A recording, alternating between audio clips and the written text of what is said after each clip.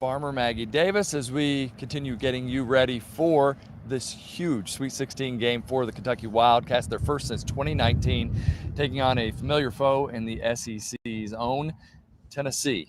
This is going to be a wild one tonight. It's crazy even to hear you say that. It is all we have been talking about Yeah. for 48 hours, more like a week, really, Yeah. ever since Selection Sunday. This has been a matchup that we thought might happen, and Yes. now it's finally here.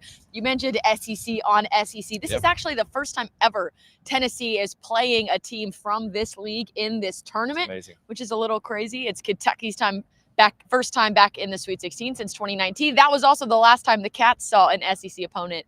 That's when they played Auburn in the Elite Eight. So Yeah. a lot on the line. Obviously, two teams that are rivals, both teams wanting to make an Elite Eight berth, and also bragging rights right there on the border of our two states. Well, and obviously Kentucky has been to the Elite Eight way more than Tennessee. Tennessee's still looking for its first Final Four. So, I mean, there's a lot at stake in this game. Now, yesterday we had the chance to go out and see them practice a little bit. We had the chance to talk to them. You had that technical term that I'll let you share again that I thought you saw out of the Kentucky team. Yes, thank you for letting me flex my scientific knowledge, because I did diagnose the Kentucky practice as loosey-goosey. And I stand by that. I've said it a couple times because I fully stand by that. Kentucky came in, smiles on their faces, messing around. Coach Pope, I felt like, was being very intentional in talking to every single player at some point. We only got to watch the first 15 minutes, but he went sort of player by player. Yeah, even Jackson. Touched him, joked with him, knocked him on the back, handed him a basketball. They were very intentional of just physically being there with each other and setting a very light tone. Yeah, like even Jackson, right? He was having some fun with him. Jackson not going to play in this one, and he's out there just cutting it up with him as well. So I thought that was interesting. All right, that first game down in Knoxville, we were both there for that one. Kentucky took care of business. A lot of it was Ansley Almanor with Trenton Noah. I thought that was interesting. Kobe Brea. Then you had the second game, and you had Lamont Butler in there. And still, it was Ansley and Noah. I'm wondering what's going to happen with those two tonight, if they're going to be able to show up against this Tennessee team as well. We also have talked about how this is kind of one of those kind of matchups that seems like it's difficult for Tennessee. And I went back and I watched highlights from both of those games. And to me, Kentucky really seems to have their number on offense. It's like Tennessee can't figure out defensively how to stop this team, one. And for number two, you've got a couple of smaller guards, especially in Zakai Ziegler.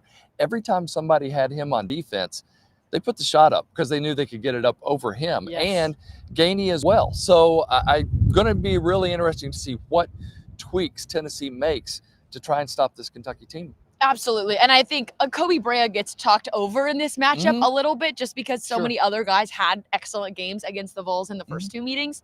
But he has stepped up huge for Kentucky since Jackson Robinson's been out. He came to this team as the best shooter out of the portal. He's lived up to it for the better part of the year. Of course, he had 7 threes against Florida early in the season. But you just think back to what he did last time we got to see the Wildcats on the court, and the numbers he put up and the run that he went on against Illinois.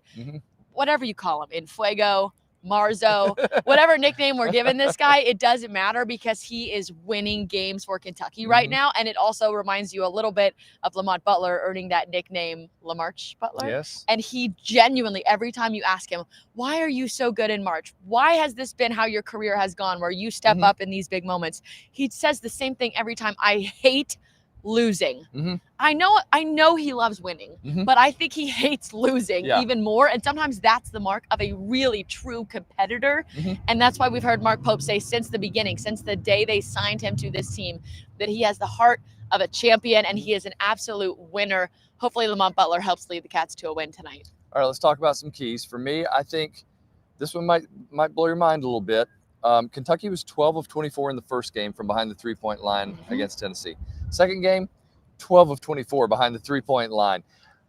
I liked what I saw out of Kentucky in that Illinois game going inside. And I know they love to shoot the three, but I think they could maybe, I don't know what word you'd use, psych out Tennessee, take them off their game a little bit by going inside. If it presents itself, obviously, because they do want to take the three and they're good at it. But I think if it presents itself, I could see some pump fakes at the three-point line, drive around. And then obviously, like several of the Tennessee players, it all comes down to taking care of the ball. And we've said that throughout, right? Yes. Tennessee had 18 turnovers in their last game, a big win in Rupp Arena over UCLA in the second round. Can Kentucky continue to force turnovers? They did a great job of that against Illinois.